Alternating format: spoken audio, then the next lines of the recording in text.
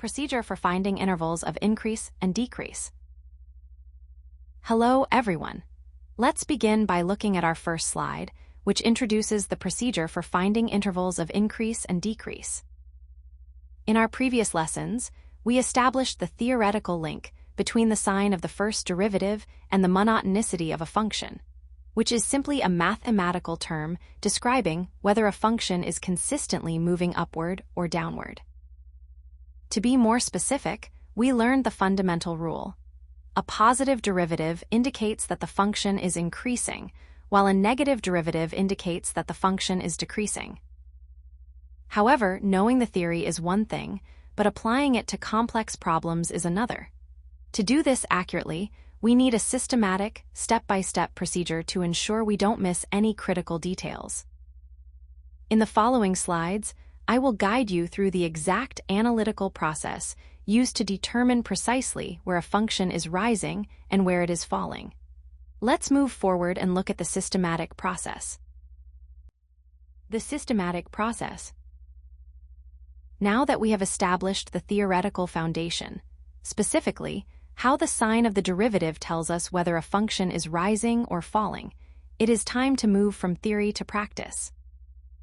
To determine the specific intervals in which a function, f of x, is increasing or decreasing, we will follow a systematic four-step process.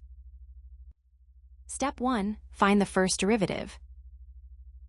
Now that we have an overview of the systematic process, let's dive into the first step. The first thing you need to do is compute the derivative of the given function, which we denote as f prime of x. To understand why this is our starting point, remember that the derivative represents the slope of the tangent line to the curve at any specific point x.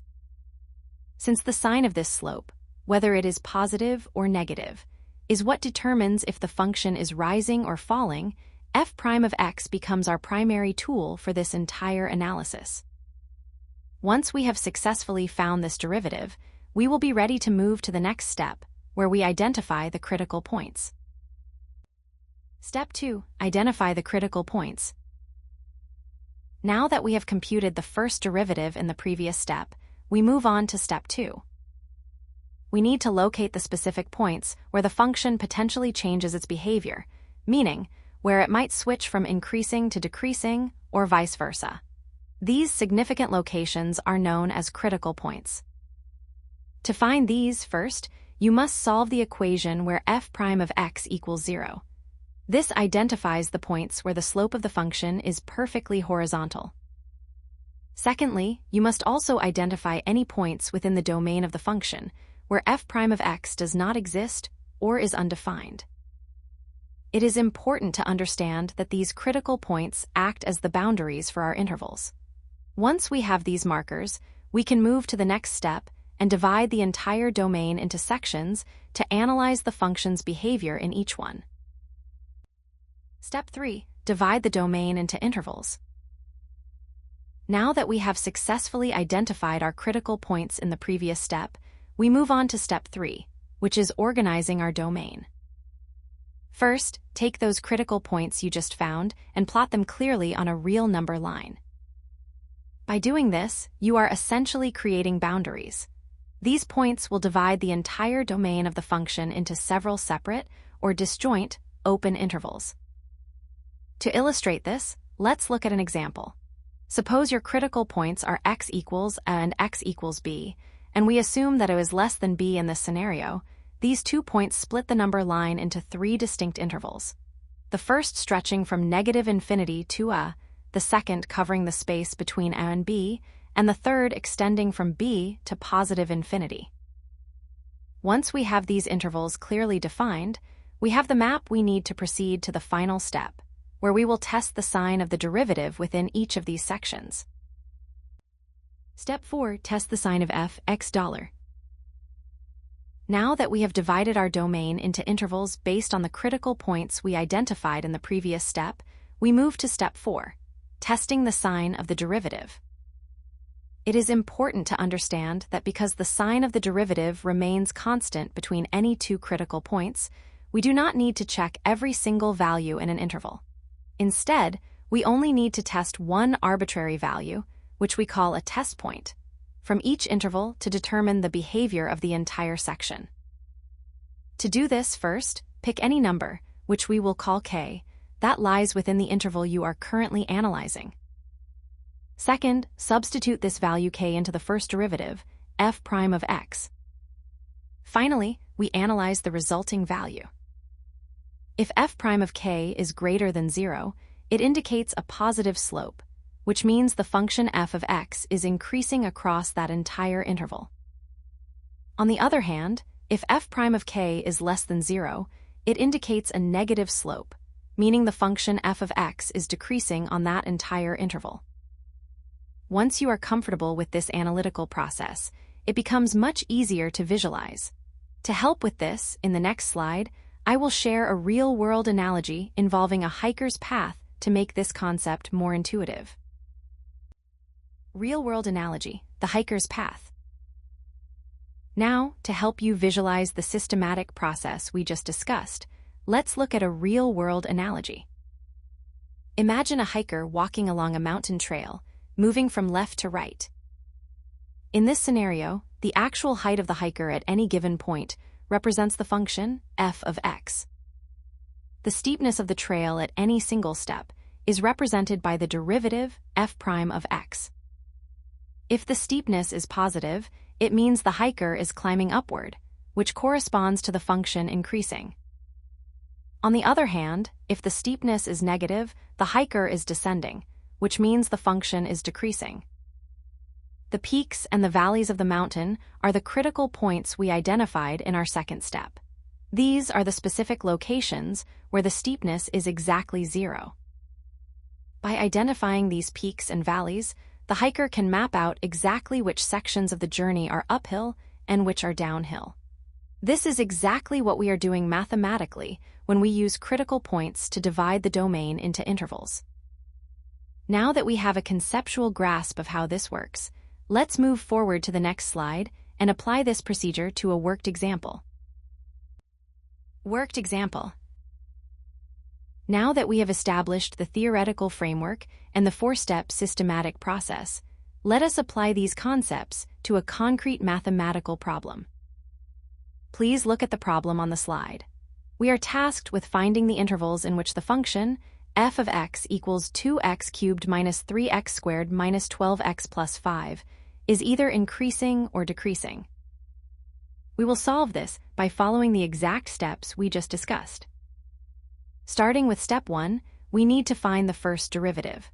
By applying the power rule of differentiation to each term of the function, we find that f prime of x equals 6x squared minus 6x minus 12. Moving to step 2, we must identify the critical points. To do this, we set the derivative equal to 0, giving us the equation 6x squared minus 6x minus 12 equals 0. To simplify the algebra, we can divide the entire equation by 6, which leaves us with x squared minus x minus 2 equals 0. By factoring this quadratic equation, we get the quantity x minus 2 multiplied by the quantity x plus 1 equals 0. Therefore, our critical points are x equals 2 and x equals negative 1. In step 3, we use these critical points to divide the real number line into distinct intervals. Since our boundaries are negative 1 and 2, the domain is split into 3 separate intervals. First, from negative infinity to negative 1.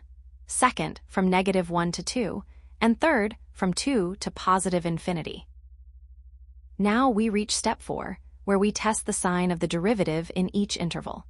To make the arithmetic simpler, I will use the factored form of the derivative, which is 6 times the quantity x minus 2 times the quantity x plus 1. First, let us examine the interval from negative infinity to negative 1. We will pick a test point, x equals negative 2. Substituting this into our derivative, we get 6 times negative 4 times negative 1, which results in 24. Since 24 is greater than 0, we can conclude that the function is increasing on the interval from negative infinity to negative 1. Next, let us test the interval between negative 1 and 2. A convenient test point here is x equals 0. Substituting 0 into the derivative gives us 6 times negative 2 times 1, which equals negative 12. Because -12 is less than 0, the function is decreasing on the interval from -1 to 2. Finally, we test the interval from 2 to positive infinity. Let us pick x equals 3. This gives us 6 times 1 times 4, which equals 24. Since 24 is positive, the function is increasing on this final interval. To conclude the problem, we combine our findings. The function f of x is increasing on the union of the intervals from -infinity to -1 and from 2 to positive infinity, and it is decreasing on the interval from -1 to 2. As we move forward, please keep this process in mind, as the next slide will highlight some common mistakes students often make during these specific steps. Common mistakes to avoid. Now that we have walked through the systematic process and a concrete example, it is crucial to discuss some common pitfalls. Even if you understand the steps, these small errors can lead to incorrect conclusions. First, be very careful not to confuse f of x with f prime of x. A frequent mistake students make is substituting their test points into the original function instead of the derivative. Always remember, the original function, f of x, tells you the position or the height of the graph, but the derivative, f prime of x, tells you the direction, whether it is moving up or down. Since we are looking for intervals of increase and decrease, the derivative is the only tool that matters here. Second, do not ignore the domain of the function. While we focused on critical points where the derivative is 0, you must also consider points where the function is undefined. For instance, if you have a denominator that could be 0 or a square root of a negative number, those restrictions create boundaries on your number line. These points must be used to divide your intervals, just like the critical points we found in the previous step. Third, be mindful of sign errors. When you are substituting negative test points into the derivative, it is very easy to make a simple arithmetic mistake. To minimize this risk, I highly recommend using the factored form of f prime of x, as we did in our worked example.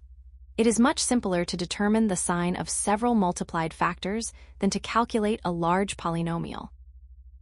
Finally, avoid the temptation to assume that the signs always alternate. In many textbook problems, the function will switch from increasing to decreasing and back again. However, this is not always the case. Some functions may stay increasing or decreasing even after passing through a critical point. A classic example is f of x equals x cubed at x equals 0. Because of this, you must diligently test every single interval rather than guessing the pattern. By keeping these warnings in mind, you can ensure your analysis is mathematically sound. Now, let us move to the final slide to summarize our key takeaways. Key takeaways. To wrap everything up, let's go over the key takeaways from this lesson to ensure you have a solid grasp of the procedure. First, remember that critical points are essentially the turning points of a graph. These occur specifically where the first derivative of f with respect to x equals 0 or where the derivative is undefined. As we saw in our worked example, these points are crucial because they act as the boundaries for our intervals. Secondly, keep in mind that the sign of the first derivative of f with respect to x is the sole determinant of monotonicity. To put it simply, a positive result means the function is increasing, while a negative result means the function is decreasing. This is the core theoretical link we discussed at the very beginning of the presentation. Third, we have the concept of test points. Because the sign of the derivative remains constant between critical points, these test points allow us to generalize the behavior of an entire interval based on the result of a single value. This saves us from having to check every single point in the domain. Finally, let's summarize the entire analytical workflow we've mastered. The systematic process is: first, differentiate the function. Second, find the critical points. Third, use those points to create your intervals. And fourth, test the signs within those intervals to reach your final conclusion.